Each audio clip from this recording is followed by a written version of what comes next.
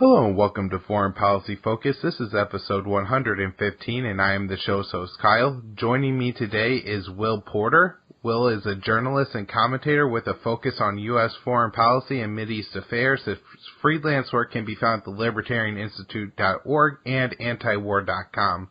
Hey, Will's back on the show. How are you doing, Will? I'm great, Kyle. I'm always glad to come on. How are you? I'm doing well. I brought Will back on the show to do kind of a two-part series, the first being the rise of ISIS and then being the fall of ISIS. What I'm hoping to do with this is get Will on the show to tell us all about kind of the rise of ISIS. That way we have a pretty good history of what happened here. I think the Islamic caliphate that existed in the Levant for 3 years is going to be kind of an interesting note in history, and having a good detailed of what happened here is going to be important because, as we know, with conflicts like Iraq and Afghanistan, as time goes on, the establishment media really erodes and destroys the narrative, and everybody forgets all about Obama calling ISIS the JV team and John Kerry telling the Boston Globe that the U.S. watched the growth of ISIS and allowed it to happen, and only focus on how U.S. troops being withdrawn from Iraq led to the rise of the Islamic State. So Will's going to denounce all this and give us all the important information. I guess the most important thing to start with, what is actually the Islamic Caliphate, Will, and what is the Islamic State of Iraq and Syria or Iraq and the Levant? Yeah, so just to begin with like a very basic definition of this group, if you have not been on planet Earth in the last 5 years or so and you don't know what this group is, the Islamic State is a Sunni Islamic militant group that operates in Iraq and Syria, as you mentioned. And its goal was to capture a bunch of territory and build a caliphate. And that's sort of like an Islamic theocratic nation state. That's their goal, is to build this caliphate. They sort of operate outside of Iraq and Syria. They've got branches in Africa and the Arabian Peninsula and even Afghanistan, for example. But mostly they're operating in Iraq and Syria as a militant group and as a statelet, a group trying to be a state. And they go by a bunch of different names, as you also kind of hinted at. They go by ISIS or IS or the Islamic State or ISIL or the Arabic acronym Daesh. But it's all the same thing here. And so that's like the most basic definition possible of what is the Islamic State. All right, so how is the Islamic State different from Al-Qaeda or Al-Nusra or HTS or whatever kind of more 9/11 style jihadist group that has existed in the Middle East since kind of before the Islamic Caliphate existed? Yeah, I mean, if we're just talking broad strokes, there's not a whole lot of differences between these groups. They all have a radical Islamist ideology. They're all revolutionaries. None of them shy away from violence. But if we look closer, there is a real distinction between groups like ISIS and groups like Al-Qaeda. So Al-Qaeda, the group that was founded by Osama bin Laden and now is led by Ayman al-Zawahiri, they had a very specific strategic vision. And Al-Qaeda's whole goal, their whole strategy, was to strike out at the far enemy before they struck out at what they called the near enemy. And that was their basic formula. And so the idea was to attack the West and draw the West into a burdensome, costly war and kick them out of the region. And so they thought they had to do that first before they took on the local Arab despots, the secular Arab states in the region. And so that was their goal. That was Al-Qaeda's strategy. Now, in contrast, ISIS does the totally opposite thing. ISIS doesn't want to fight the far enemy. They want to fight the near enemy right away. And so that's what we saw in 2014 with their big military offensive, where they're challenging all these local Arab states. And I think regular Al-Qaeda, they eventually wanted to do the same thing, take territory and build the caliphate. But they did it in the opposite way. ISIS just tried to do it right away. They just struck out immediately and did it. And so that's the primary differences between those two groups. All right, well, so then when was ISIS or the Islamic State or the group that became the actual caliphate, when was that started and kind of where did it come from? Yeah, so there's several different stages in the group's development, and it kind of changed its name over time. It hasn't always been known as ISIS or the Islamic State. And so this group's origin goes back to a group that was founded in 1999, and they were called the Organization of Monotheism and Jihad. And this group was actually founded by a Jordanian militant named Abu Musab al-Zarqawi. And Zarqawi would become a very key militant figure in Iraq after the American invasion. And in 2003, just after the Americans invaded, Zarqawi brought his group to Iraq to participate in the insurgency against the Americans. And so that's what led him to Iraq in the first place. Now, a year later, Zarqawi would pledge his allegiance to bin Laden and Al-Qaeda, and his group was then known as Al-Qaeda in Iraq, or AQI. And this is kind of what it was known to the Western press as AQI. and that was one of the most predominant militant groups in Iraq during the occupation. And so Zarqawi and his group would soon gain this terrible reputation for just being the most brutal group in Iraq. Like they would bomb marketplaces, and they'd use like particularly large explosives and other vicious stuff like that. And so skip a few years ahead, Al-Qaeda in Iraq would change its name again to the Islamic State of Iraq. And now we're kind of getting closer to the present, at least with the name of the group.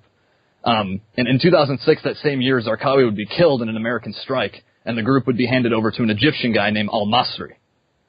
And al-Masri would be in charge until 2010, when he and another important ISI guy were killed. And this left the position of leadership open to a guy named Abu Bakr al-Baghdadi. And this is the guy who would declare the creation of the ISIS caliphate from the Al-Nuri Mosque in Mosul in 2014. And so, sort of in broad strokes, that's the genesis of the group. And it seems with every new change of name and new change of leadership, they got more ambitious and more aggressive until it culminated in 2014 with what we know now as the Islamic State. All right, very interesting. So it was really a progression from a kind of just terrorist group into an actual state. Yeah, exactly. All right, and so you kind of say that this group really takes form in Iraq War II, and that's where they start to grow and get notoriety. What was, I guess, how did this group, how the Islamic State group play against the United States in that war? Yeah, it should be noted, too. It should be noted first that Abu Musab al-Zarqawi, the leader of al-Qaeda in Iraq, he had no real position in Iraq before the American invasion. He had run a training camp in Afghanistan, but he had no prospects of moving to Iraq while Saddam was still in charge. And so it's illustrative to see that as soon as the Americans invade and topple Saddam, Zarqawi and his group go set up shop instantly. And it was specifically to fight the Americans and participate in the insurgency. So Zarqawi was specifically not an American or a Saddam ally. No. As far as we know, not at all. All right. He had no pot to pee in, as they would say, in Iraq before we took out Saddam. And so after the invasion, these conditions basically created a lot of instability and chaos in the country, and this was perfect for Zarqawi and groups like his. They thrive on the chaos and the instability and the lack of a good security situation. And so at the same time, though, the Americans were carrying out a policy of de-Baathification after they invaded. And this involved, disbanding the Iraqi military and effectively chasing Iraq's Sunnis out of positions of power and sort of alienating them. And so this is all happening while the, destabilization is happening too, all this sort of sectarian stuff. And so in the Sunnis' place that we alienated these Sunnis, and in their place, the United States backed a bunch of Shiite parties and militias, like the Dawa Party and the Skiri Party. And so these American policies would be huge factors in creating a civil war in Iraq that broke out after our invasion. And it fomented a sectarian conflict that got, hundreds of thousands of people killed, or tens of thousands of people killed. And it fueled the rise of militant groups such as Zarqawi's. And so, with the help of a bunch of American policies, who's to know if they could have ever set up shop there without the invasion. And now, Baghdadi was in an interesting position during the Iraq War. He wasn't just a guy who came out of nowhere in 2010. He, I guess, had long been in Iraq and a fighter against the American mission there. Yeah. I mean, his name, even his title, Baghdadi, he's trying to signify that, hey, I'm Iraqi, I'm real deal. But he had actually Abu Bakr al-Baghdadi, now the leader of ISIS. This guy had actually served time in American-run military prisons in 2004. First, he was interned at the infamous Abu Ghraib prison, where there was a big torture scandal years later, and then he was put in a place called Camp Bucca. And during his stay at Camp Bucca, Abu Bakr al-Baghdadi networked with all these other militants and former Ba'athist military people who were under Saddam. And many former Bucca prisoners would take senior positions in the Islamic State.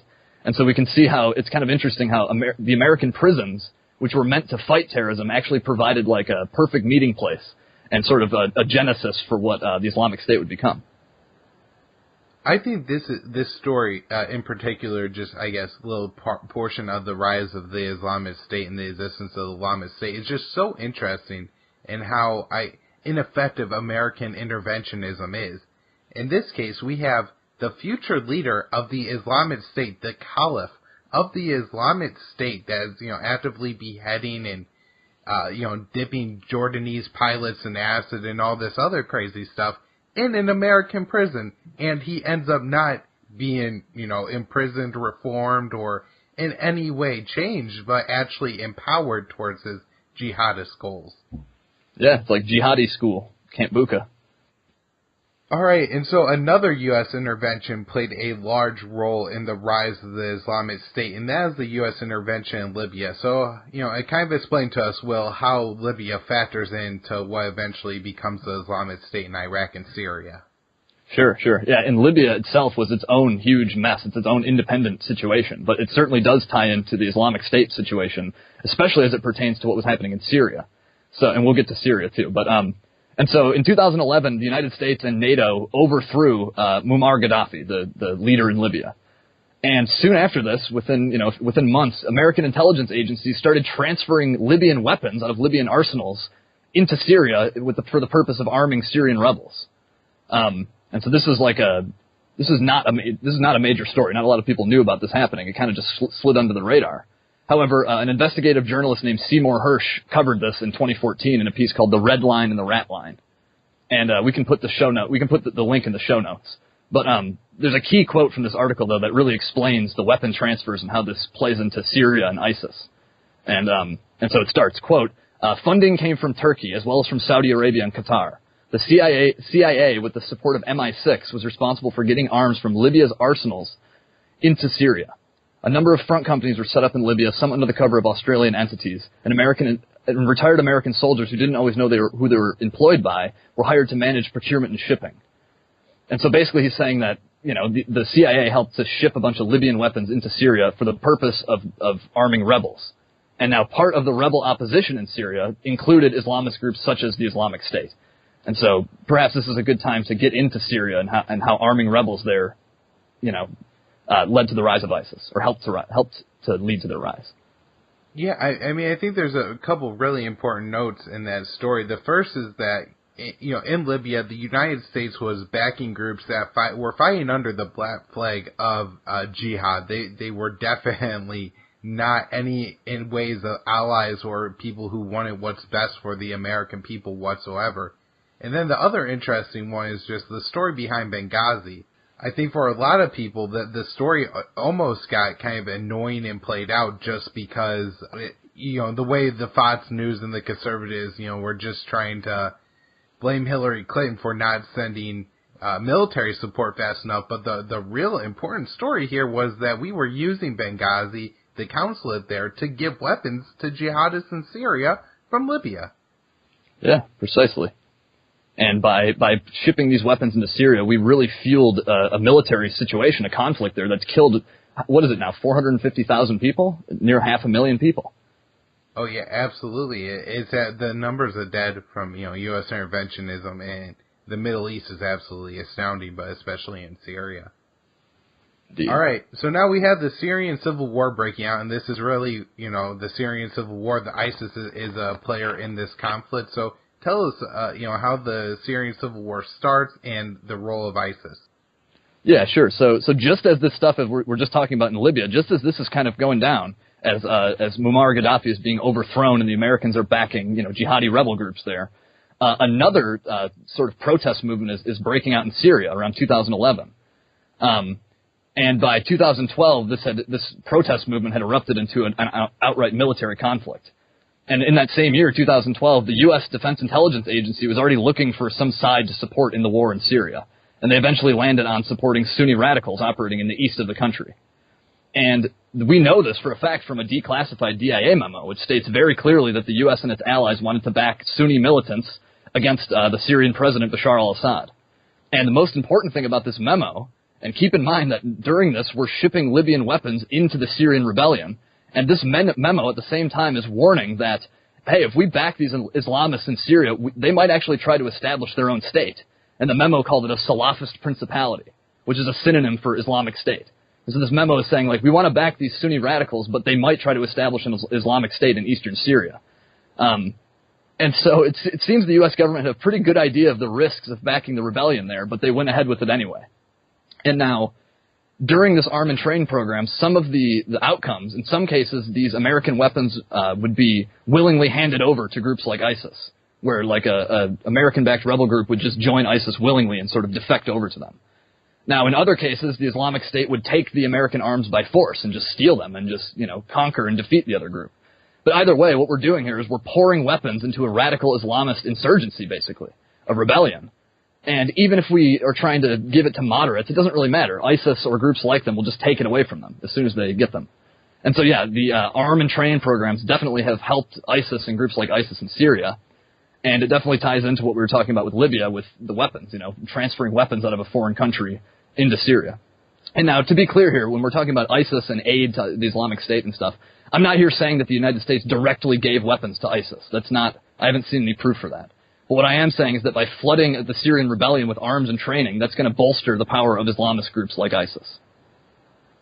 Yeah, and I think there's been a couple ways that I've detailed on the show how the weapons that were given to the, quote-unquote moderate rebels ended up in the hands of the jihadists, and that was, at sometimes, I think the groups were just kind of made up, and so they were actually jihadists, but they, claimed to be moderates, and then they were given the weapons, and then they went and rejoined their, al-Nusra or ISIS or, HTS buddies.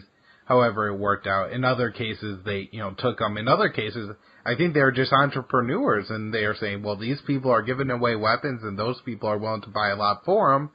So it seems like an awfully good deal to me to be the middleman in that case. And so there's a lot of ways the weapons end up from one hand to the other.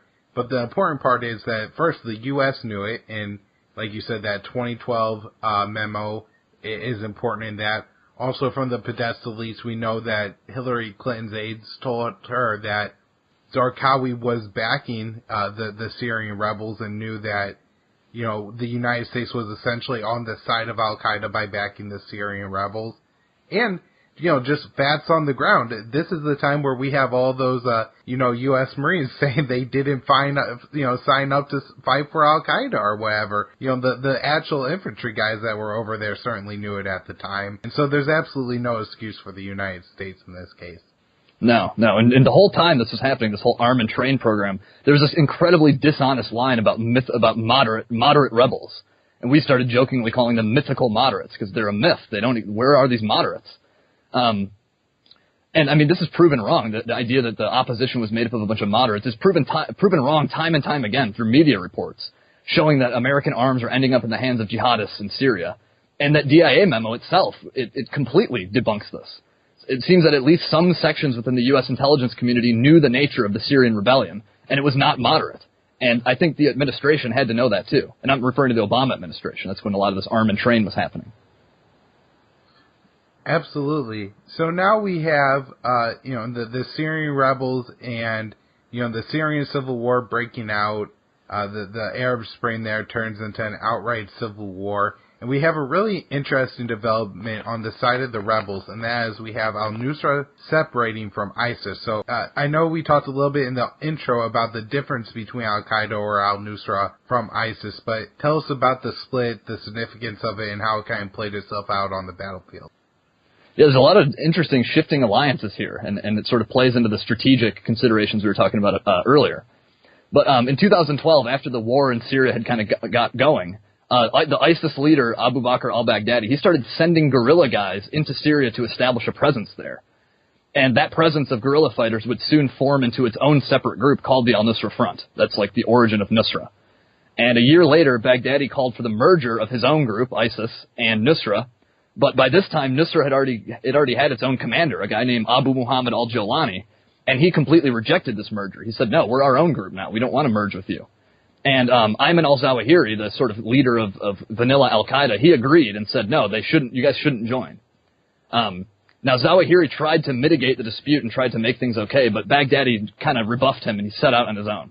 And so this officially was like the split between ISIS and regular al-Qaeda. And since then, the al-Nusra Front, or Jabhat al-Nusra, or Hayat Tahrir al-Sham, or whatever name they go by now, they've continued to serve as the core al-Qaeda affiliate in Syria. And so it's almost like, I don't know, it was supposed to be a project of Baghdadi's, but Nusra ended up being absorbed into vanilla al-Qaeda. Okay, and so these two groups have actually, I know, fought each other on the battlefield in several places, which seems to be counterintuitive, I think, to most Americans. I think we would see it as well, these two are clearly bigger enemies of Assad than they are of each other, and they almost believe all the same thing, but that's not how it plays out, correct? No, certainly not. I mean, and there's all kinds of issues about personalities and who controls what territory and who makes what decisions and who's the commander of this region. And so there's all kinds of like petty on the ground like reasons for why there's fighting.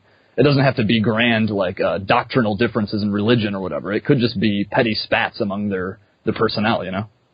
Yeah, and that's a really interesting point. And, well, you know, we see John Kerry admitting later is that the United States watched the growth of ISIS and thought it could be used against Bashar al-Assad. Yes. But when you have groups like this where such petty differences could create, you know, such splits and differences and problems, it's really impossible. You know, everybody thinks they want to play on a 3D chessboard, but if somebody's constantly shaking the board, the game's never going to work, you know, no matter how good of a player you are. And so, you know, I guess it just kind of adds to the foolishness of thinking that you could possibly watch the growth of the ISIS and then know what's going to happen with it, you know, years down the line.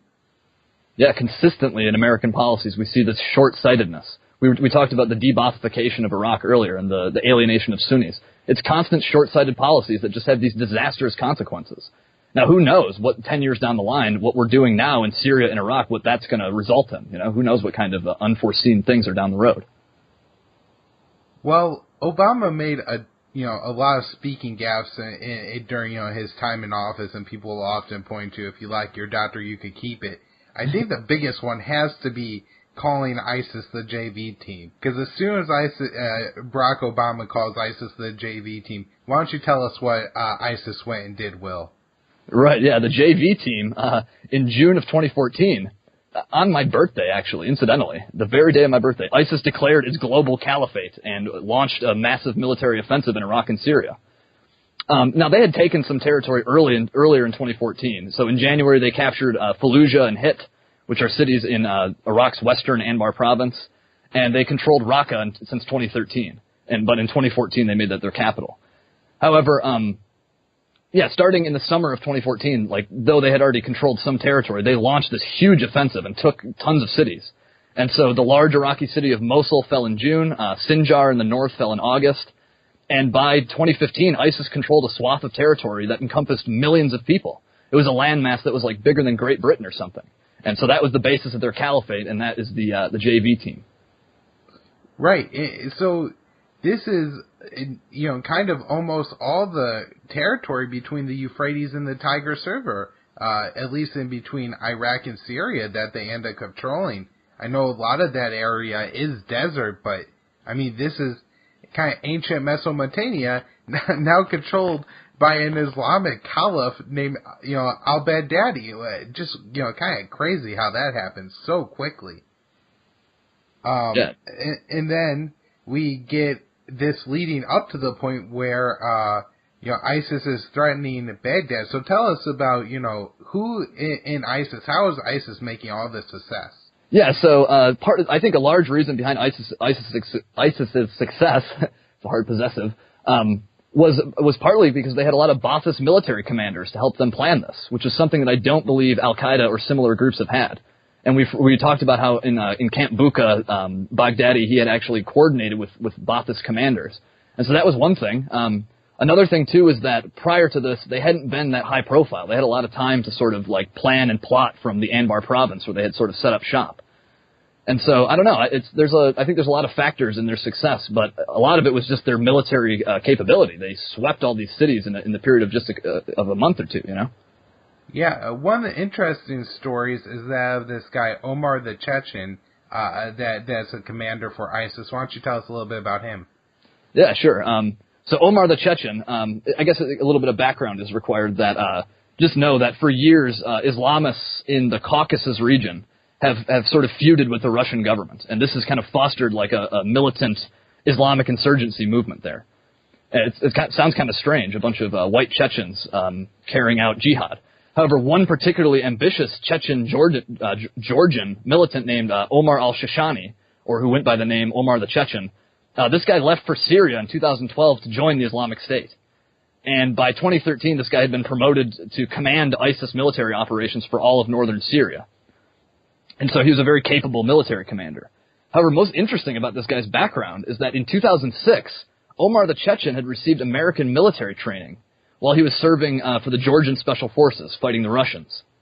And according to one of Omar the Chechen's former colleagues, he was the star pupil of the American training program. And so it's a bit strange that this guy got his start with American Special Forces, being trained by them as their star pupil. And what's more, when this guy first went to Syria, Omar the Chechen, he fought under a group called the Revolutionary Military Council of Aleppo. And this was, at the time, the main rebel recipient of American and British aid at the time. And so the American-trained Omar the Chechen eventually, 6 years later, would go to fight in Syria, and the first group that he linked up with was an American-backed rebel group. And now, I have no idea if the Americans knew about Omar the Chechen's whereabouts or knew of his intentions after he completed his training in 2006. But it is very fascinating that, American interventionism has so many points of entry into this story. Yeah, I think there's a couple significant points to this story. One is that the United States always points to Russian aggression as a reason that we need massive military buildups. And so they'll always talk about Russia looking to either seize or intervene in Georgia. Well, we kind of have proof right now that what the United States is doing in Georgia is at least training people who end up being terrorists, if not, training outright jihadists there. So it's very interesting to know on that side of the story. But then this guy comes to Syria and has so much success. Just shows, how, from one side you have Baghdadi, where the U.S. throws him in prison, and on the other side you have Omar, who the United States trains, and they end up teaming up to take a whole bunch of ground from the, Iraqi army and Syrian army. It's crazy. Yeah. It's a fascinating unintended consequence. We train a guy to fight the Russians, and he ends up fighting us with the Islamic State. Yeah. And so they have a lot of success during this time, and like I said before, they get to threaten Baghdad. I guess what really kept this from happening, ISIS, at least fighting a battle for Baghdad? Yeah, there was a time right after their big blitzkrieg. There was a time when there was a lot of fear that the group could actually march on Baghdad someday, the capital city. But the group was never able to take it. I think they were just too tied up with all the other things they were doing, all the other military operations that they were engaged in. However, the Islamic State has been sending suicide bombers into Baghdad for months now. They've killed a lot of people with these. Yeah, especially after ISIS lost any territory, at least in the past. Recently, I don't think they have a whole lot of territory left to lose, but, it was like after losing Fallujah, they would send a bunch of suicide bombers. After losing Mosul or Raqqa, they would really try to take it out on the Baghdad population. Yeah. Around this time, we have a new group appearing to combat ISIS, and those are the Popular Mobilization Forces that, kind of help the Iraqi military, who up until this point had either fled from ISIS or had lost battles to ISIS. So tell us a little bit about the PMFs. Yeah, the PMFs, they're as you said, the Popular Mobilization Forces, or they're also called the Hashd al-Shabi. Now, these are kind of like semi-official Iraqi militias. Like, they're kind of recognized by the government in Baghdad, but they're also kind of private and like ragtag. And these militias are mostly made up of Shia Muslims. They're kind of they're a little bit sectarian, and some of them are even suspected to be backed by Iran, and this is sort of Iran's entry into the ISIS thing in Iraq. Now, but these PMF groups, they fought alongside the Iraqi military to liberate territory from the Islamic State, so that's sort of the side they're fighting on. Now, there's a lot of paranoia about these PMF groups in Sunni areas of Iraq, though, and actually I think we discussed this in the article that you and I wrote about Mosul. And it's because of just the recent history of the sectarian conflict between Sunni and Shia in Iraq. The PMFs, they've reportedly carried out some abuses, and they've set up roadblocks and kind of thrown around their weight in Iraqi villages. But for these reasons, the militias have been kind of kept away from the main operations. But nonetheless, they have participated. They have been one of the forces helping to liberate territory from ISIS.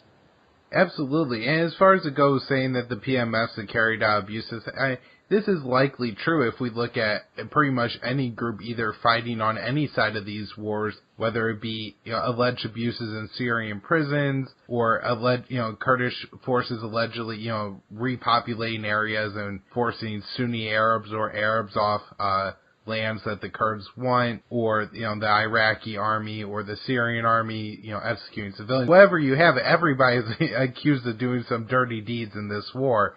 And so this isn't necessarily a unique condemnation of the PMFs, but I think that's just worth noting. Yeah, absolutely. All right, well, so let's get to all these people fighting ISIS. I know it differs a little bit whether it's on which side of the Sykes-Picot line, so why don't you go ahead and explain to us who's fighting ISIS where? Yeah, sure. I'll just kind of I'll try to run down the factions as simple as possible here. And so on the one side, you have the Americans and their coalition. And this coalition, the American-led coalition, there are dozens, there's like 40-something countries that are part of this, on paper at least. But the Americans do most of the work, I'd say.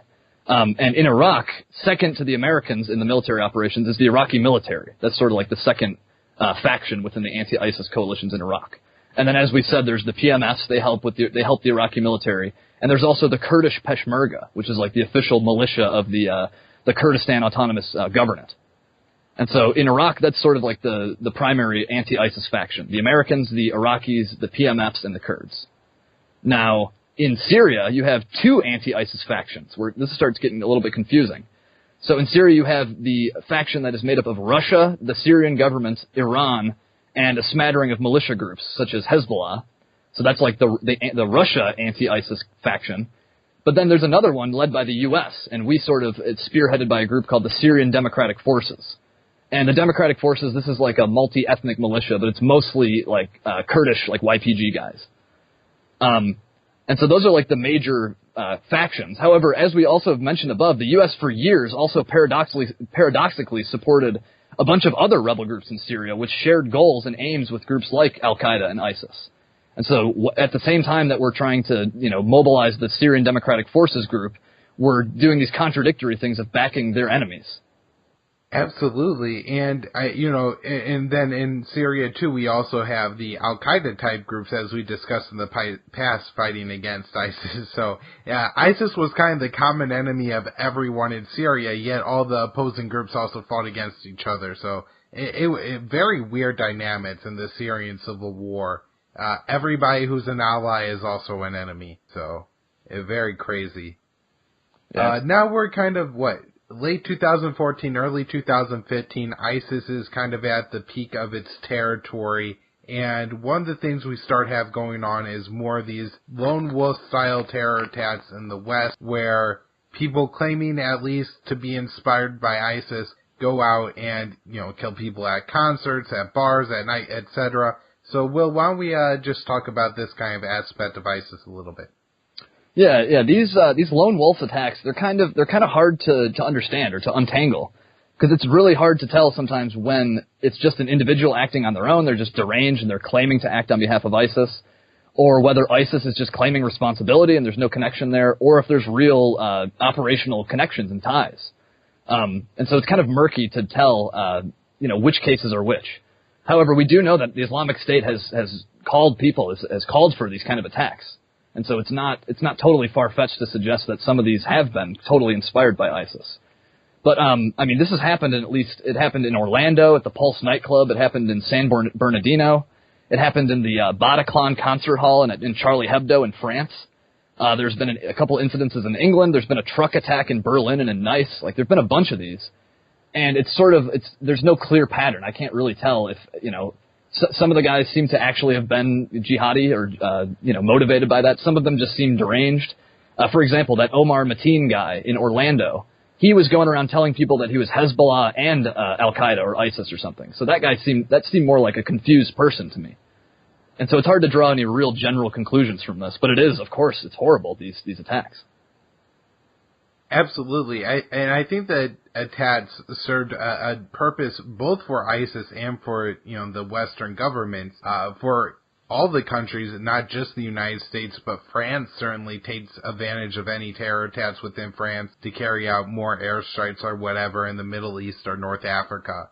Same for the United States.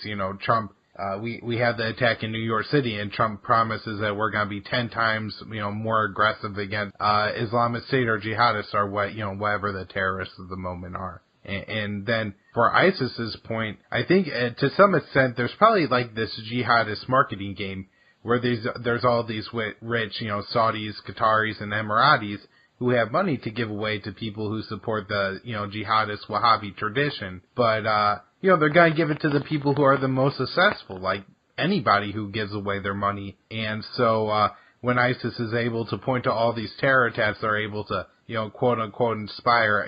It just seemed to work well for everybody. Yeah, absolutely. And for ISIS specifically, they have an avowed strategy. They don't hide this. They have a thing they call the gray zone, and they want to get rid of the gray zone. And to them, the gray zone is sort of the area of ambiguity between the West and the radical Wahhabi tradition, as you referred to it. And so by carrying out these terror attacks in the West, they hope to provoke, France, for example, to provoke the French government to crack down on their own Muslim population, further driving Muslims to be radical. And so that's their whole idea, is destroying the gray zone and sort of provoking an overreaction, which is that's sort of the Al-Qaeda strategy if you buy the whole thing about 9/11, if you don't question that part of the story, that they tried to provoke an overreaction. So that's something these groups seem to do. Yeah, and this is something very important, and something I discussed with Scott Horton, is that even if you don't, buy the philosophy, which, obviously me and Will don't, of ISIS, and their grand scheme we think is absolutely horrendous, it is important to note what it is and discuss that, because that's important to, understand why they're doing what they're doing, how they motivate people to join their cause, and what their, next steps will be. Yeah, totally. It's like judo, it's where you use your enemy's momentum against him. And so if we just rush off headlong into this direction of cracking down on Muslims, they're doing judo on us. Okay, well, I think we did a pretty good job so far covering the rise of ISIS and really tracking ISIS from its origins as a small terror group in Jordan to the Islamic caliphate that existed in large portions of eastern Syria and western Iraq. Do you have anything else that you think is going to be important to add in this particular episode of our two-part series?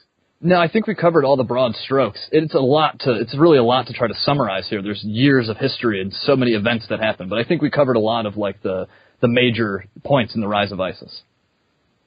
Absolutely, and I know I've discussed some of these points on the show before, but I think it's important that they're all together like this. Hopefully this will help you in the future when somebody's trying to tell you a myth about what happened with ISIS and why U.S. intervention actually was the reason, either, that there wasn't enough or that there was too much, or whatever the U.S. did was just wrong, and next time we'll do it a little bit better to make it work. This show should help you to, kind of fight back against those kind of narratives. Indeed.